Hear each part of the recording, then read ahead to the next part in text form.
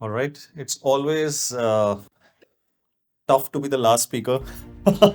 A lot has been covered, already by Mr. Mahajan and, of course, Apoorv. But let me deep dive into some of the aspects, right? And before I do that, I think I should say, ma'am, I'm really impressed by the kind of interaction students had. Like we are part of a lot of speaker sessions, uh, including I was an IT Kanpur the other day, XIMP, but you don't see that kind of interaction that much, and that's why at the beginning of the session I was like, just ask questions, and I think I'm really impressed. And let me predict something. I could be wrong, but I trust me, all the people who were engaged here today, who were asking questions, who had startup ideas, right, and who were really serious about learning something new, are going to be highly successful. Trust me, guys. Not that others won't be. Of course, all of you would be, and I wish all of you, do get successful. But attitude matters, and this is what Apu started with, right?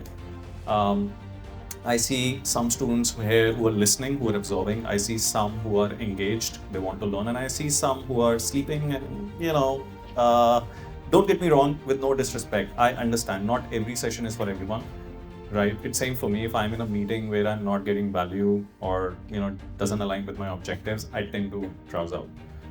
But when we were growing up, when we were getting into institutions, we didn't have these many sessions, guys. So trust me, centrally, your college, your professors, I think, are taking a lot of effort in bringing the industry to all of you. Um, and just try and ask as many questions as learn. Okay. Now we talked about India 2030, right? And I think we talked about 2047, Viksit Bharat. How many of you? What's India's current GDP? India's current GDP. Come on, be loud. Sorry. Yeah, roughly around $4 trillion, correct. And what's the prediction by 2047? Anyone? Yeah, I mean, there are a lot of predictions, 35, 38, but we believe it will be somewhere between 25 and $30 trillion. Okay. That's 100 years of independence, like he said. Now, GDP at an economic level is one thing, but what about per capita, right? That's how you judge how a country has evolved from a developing or a developed economy. What's India's current per capita GDP? Anyone? It's roughly around $2,800, $3,000, I think. And it's likely to be by 2030, how much? Somewhere around $7,500, $8,000, right? And that's a massive shift, which means you are saying that almost 63% of India's population would shift towards middle class by 2047, which means rapid urbanization, rapid investments in infrastructure, rapid investments in the energy and automotive sector where I come from, and so many opportunities for all of you. So yes, if you're looking at, sitting here, if your goal that I land a good corporate job, if you are clear on your fundamentals and if you have good communication, presence, and attitude, you won't find any problem. And if you're looking for entrepreneurship, if you have an idea, and so many of you have ideas, just go forward, guys. Just go forward. Let it fail. Actually, the problem in our country is twofold. And I'm telling this based on my experience and also talking to a lot of clients. Number one, failing is a taboo. Okay. We don't have enough safety net for failures. And that's even true for corporate, right? I know it's changing from MNC. So somebody asked the question how different it is from working with global versus India, right? I think you need a lot of flexibility in your leadership style, because when you go and talk to your Indian corporates, Indian clients, Indian leaders, they want a hardcore focus on top line, bottom line growth, profitability, right? When you talk to your Westerner counterparts, of course, they're more open for sustainable conversations. I'll not talk about what Trump recently did, right? Rolling back all green subsidies, rolling back everything that Biden administration stood for.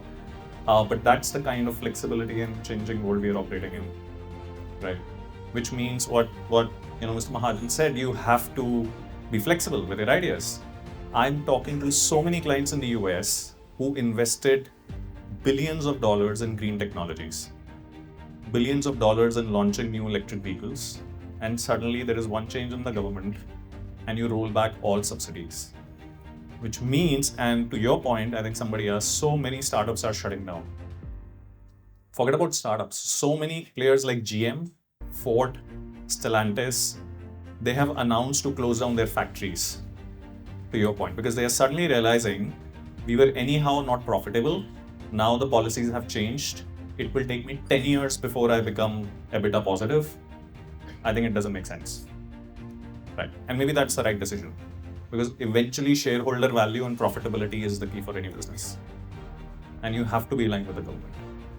But coming back to India, now I come from energy and automotive sector.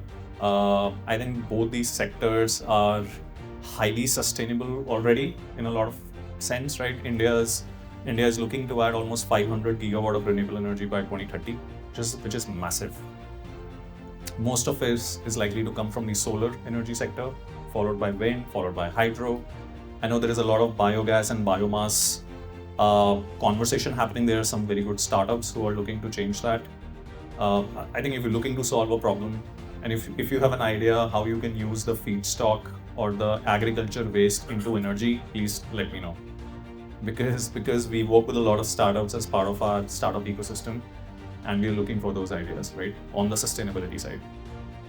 You look at automotive, so many OEMs have already launched electric mobility and electric vehicles, right? You look at Mahindra, you look at Tata's, they're the pioneers. But slowly you're seeing BYD coming in, you're seeing Maruti launching its first. And trust me, I've been working with Maruti for almost 7 years. And whenever we used to talk to them, they were very positive. They're the leaders, and they realized that this is the inflection point now. They need to be in the market, right? And they'll go massive, right? Because they have that scale, they have the control on the supply chain. They know the Indian market really well. So sustainability is a big agenda within the automotive sector. Whether it's auto components, whether it's vehicles, whether it's charging infrastructure. I know we talk a lot about lack of charging infrastructure in electric vehicles, but trust me, it's not a problem because you can plug it in your homes. You can have workplace charging very soon. I don't want to put you on the spot, but you might see charging infrastructure in the institution, right, at some point of time, because government is working on those regulations, right? So sustainability is a big theme, and there is a lot of money getting pumped in. But in both these sectors, sustainability is growing because there is a business case for it. Like if you look at solar, the tariffs have dropped or they are at parity with coal, right? So if per unit cost you 2.2 for a fossil fuel, now in some states, solar is costing 1.8. So there is a business reason that you can go green, and as well as you can be profitable. And that's why you are seeing a massive uptick. Same goes with electric vehicles. I'm sure you know when Mahindra launched their BE6 and 9, they had how many? 45,000 bookings already, right? And you know how many cars we are selling India electric vehicles cars annually right now? 1.3 lakh. And out of that, 45,000 is alone coming from Mahindra. Of course, most of the EVs in India are three-wheelers, right? The autos and the tuk-tuks, the two-wheelers, the buses, because the government can control a lot of that. You're seeing Blue Smart and Uber and Ola's now inducting green cars because it's profitable for them. Because they can have high utilization of the car because their running is that much. But tomorrow, will you buy an EV? Maybe yes, maybe no. Because it's expensive. It's 30% more expensive, right? So sustainability and business need to go hand in hand. I think that's the point I wanted to make. Manufacturing. I think India currently manufacturing sector adds somewhere around, if I'm not wrong, 14% of gross value add in India's economy. Okay, this is likely to go up to 21% by 2030 or 2035, if I'm not wrong. So manufacturing is a big play in India. I know it's capital intensive. We need a lot of capital. But if you have ideas, anything around the manufacturing or how to make the manufacturing process more sustainable and efficient, I think you'll be heard. Okay. Data centers, massive opportunity for India, right? Technology, and it's not about Google and Amazon when I talk about technology, right? The India's digital economy is likely to be $1 trillion by 2030. And out of that, artificial intelligence is going to be, to your point, artificial intelligence is going to be 10%, 8 to 10%. I could be wrong over here. But there are so many other technology and digital investments that are just ready to be, whether it's blockchain or whether it's health technology, whether it's agriculture tech, med tech, right? The entire sensors and IoT field, right? 5G. So there is so much in the technology space that you can grow in. So I think I'm a patriotic person. I like to believe that India is going to be the most influential power. It already is, but imagine you are in 2030 or 2047. I think we are going to be the third largest economy. Nobody can stop that. That's for sure. And manufacturing, technology, energy, these are going to be some of the they're not sunrise sectors, but these are going to be some of the pillars and the sectors who are going to take India to that level. Exports. India, we think India exports, but we are still highly import dependent on majority of our value chains. So there is a big push by the government that come forward, all the startups, they want to come forward and help reduce India's dependence on imports, be it any sector. Solar, we are importing cells. EVs, we are importing chips and motors, even transformers, right? Pharma, critical minerals, we don't have lithium reserves. We don't even have refining. Recycling. Can you imagine India has a massive potential of recycling as a business opportunity, and we are talking to so many clients about it. E-waste, right? E-waste recycling, all your air conditioners, all your cars, all your batteries. There's a massive e-waste recycling opportunity in India. But the question is, do we have talent and workforce? And that's where you all and we all come in. I was speaking to some of the CXOs, last week in the energy sector, and they said, Shikhar, and I said, what is one of your biggest challenge in scaling your business? And they said, workforce. Not a single one of them said technology. They said, we'll get technology. We'll either buy it, we'll train people, we'll partner with startups. Technology is not a problem. Problem is workforce. They said at a bottom level, technicians, right, who are installing solar rooftops or transformers, they said we don't have enough skilled technicians, and that's why the utilization is less than 40%. They said we don't have enough graduates and postgraduates who are coming in and they have an attitude to learn. They think that's missing, Shikhar, completely. They are coming in for a very transactional conversation. How much you will give me? When will I get promoted? Those are the two conversations. That will not work, guys, trust me. So tomorrow, if you land your first job and you need to make a mark, I think I will recommend you have your 90-day plan. That has always worked for me and many others. And similarly here, if you're in first year, second year, third year, please have an action plan. I think both of the gentlemen talked about it. What's your action plan? Start very small. I will network with one new corporate person every month. I will attend one conference or a community or a networking event once in a quarter. I will participate in some B-school competition or any other competition, intra-college or inter-college, at least once a year. Okay, I'll read at least one book. Forget about 10, at least one book. I'll attend one podcast. I'll listen to one podcast to the startup idea or the industry that I'm tracking. Because the moment you land into an interview, a placement interview, here are the few questions. First is, tell me about yourself. It's a standard question you will still be asked. How much AI comes in? The reason, why we ask you that question, or why we are being still asked that question? Because you just want to hear your story. It's your story. And your story is not your CV. What's your interest? Which sectors you're tracking? Which projects you have done on your own? Right? Which subjects you have interest in? Who are your, what kind of networking and community you're being part of? Anybody here part of any groups, marketing clubs, finance clubs, any other clubs, accounting clubs? Please don't look at your professors, it's not their job. Anybody? You are? And how did you form that club? Excellent, well done, my friend. You're on the right track. Guys, own your career, guys. You're also part of it. Excellent. Can you tell, you want to share something about it, or go ahead? Event. Brilliant. Because you meet so many new people, right? I see so many people who are helping organize this event. Just choose one event every quarter and be part of it. I still do that, guys. After 16 years, every year, beyond my core KPIs of sales and client delivery, I stretch myself and spend 10% of my time on at least one new initiative. Because it helps me understand how the business is run. It helps me meet new people. So tomorrow, if you want to do something good, form some clubs among yourselves.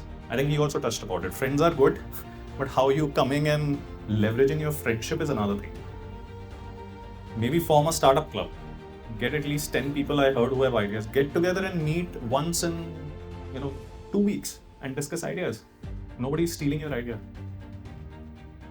But you need to own it, guys. And then when you have these stories in your placement interviews or your pitches to startup investors, trust me, you will be differentiated. Okay. So, skills. I think I agree that what we need, that the focus is shifting towards technology significantly. I'm technologically very poor, guys. Okay, I've never been a tech enthusiast, if I may say so, and I'll admit.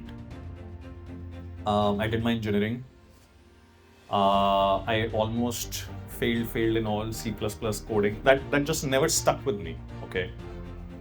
But I realized that very, very quickly. So when I was graduating in 2007, a lot of my peers were going for MS. That time there was a concept of going for MS in the US, right? Almost half of my batch went for it. And I started preparing. And I realized I failed miserably. If I go there and work. Then I got an offer from Infosys. And then I realized I'll not love it. I'll hate myself if I do it. So I realized what are my strengths, okay? And I worked on my strengths and I went for an MBA because that's what excited me. And I had a hell of a time for 2 years. I mean, that was one of the best time I ever had because I was doing something I enjoyed. I participated in at least 15 B-school competitions in 2 years. I won a startup competition there. I used to visit conferences almost every quarter during my MBA days and graduation days. And because that's what excited me. So the question is, what excites you? So pick up one subject, one area, go deep. Because with AI, superficial knowledge everybody will give. So you need to be an expert in something. Anything, functionally or domain-wise. Okay? And second is your new hard skills, which are the soft skills. Communication. Okay, how you are carrying yourself, when you are in meetings. So we just to give one more last example, okay? We invited some global leaders last month, and there were some tenured people from my team, and we were having an offsite, okay? And there were some clients that we invited, and then we had some global leaders. What was my instruction to my team, which is 150 members? And I said, guys, please treat this as any other business and professional meeting. Please don't go with the word of offsite. Because whenever you are talking, whenever you are meeting someone, you're creating a brand for yourself. They will judge you on that. How you're speaking, right? Do you have some casual attitude? I'm sorry, my client will lose me in 2 minutes. They'll not even talk to me for more than 5 minutes. So please have some serious professional attitude. This is a professional course. All of you are, by the way. That's why I'm saying I'm so impressed. But just every day you're coming, imagine you're coming in a professional setting, in a corporate or in an investor pitch or somewhere, and see the difference. Your next 2 years, 3 years, 6 months will be fantastic. Okay, so new hard skills, communication. Have some stories on your resume. If you're working on your CVs or your pitches, people are looking for some projects. Could be a live project, could be a project of your own. Are you being part of some clubs? What are you doing as part of those clubs? Any stories to share? Are you part of some organizing committees, like somebody's organizing event? What did you learn from it? That will be the question, right? Any certifications? not necessarily, but if you have flaunt it and have knowledge about it, because you'll get a differentiation. Okay. And my last point, I think that I would say is that entrepreneurship is great, but it's not necessary. You can only do this as a startup owner. You can even do this within the corporate. You just need to have that kind of a mindset. And I think Apoorv touched upon this. So when you go into a corporate, and if you have a new idea, you're still creating jobs, right? Not at the scale of a startup potentially, but you're still creating jobs. So please never be afraid of going and sharing your ideas. So ask questions, guys. And I love it what you did in the last session. And I was enjoying thoroughly. Just ask as many questions. I think our education system needs to change, and it's changing. It's the opposite, right? When we grew up, it was the other way. Our professors and teachers ask questions, right? It has to change, and you need to change. Because in the corporate, we are struggling. We are struggling big time. All our CRT roundtables, we talk about attitude. They don't talk about the sales number. Are you a team player? You need to show these skills to your potential recruiters, potential founders, co-founders, or investors. Okay. I think with that note, I would sum up. India is at the forefront of a big transformation. You all are going to be a part of it. The question really is, how are you preparing for it? There will be no dearth of opportunities. Like I tell you, at least in the energy and automotive space that I'm talking, there are almost 60,000 jobs which are currently open. 60,000. That's a massive number across levels. And I'm not talking about auto components or engineering. See, financial acumen is one of the core skills for any business or any business leader. And you guys are at the center of it with BCom and BBA as well, right? Just play on your strengths. We don't have enough people with strong financial acumen. So techno-commercial mindset is the key. That I'll sum up. Thank you so much.